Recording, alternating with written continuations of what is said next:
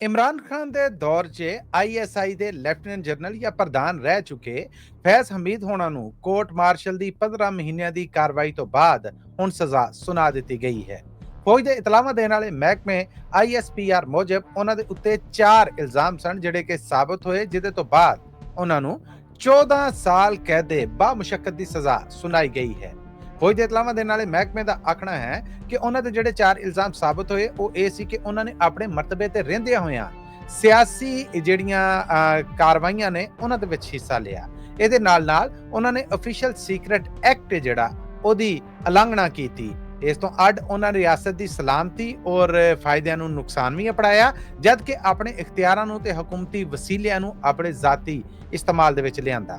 ਨਾਲ ਹੀ ਫੌਜ ਵੱਲੋਂ ਆਖਿਆ ਗਿਆ ਹੈ ਕਿ 15 ਮਹੀਨਿਆਂ ਦੀ ਇਸ ਕਾਰਵਾਈ ਤੋਂ ਬਾਅਦ ਜਿਹੜੀ ਸਜ਼ਾ ਸੁਣਾਈ ਗਈ ਹੈ, ਇਹਦੇ ਵਿੱਚ ਉਹਨਾਂ ਨੂੰ ਆਪਣੀ ਮਰਜ਼ੀ ਦਾ, ਆਪਣੀ ਪਸੰਦ ਦਾ ਵਕੀਲ ਕਰਨ ਦਾ ਵੀ ਇਖਤਿਆਰ ਦਿੱਤਾ ਗਿਆ ਸੀਗਾ, ਜਿਹੜਾ ਕਿ ਉਹਨਾਂ ਕੀਤਾ।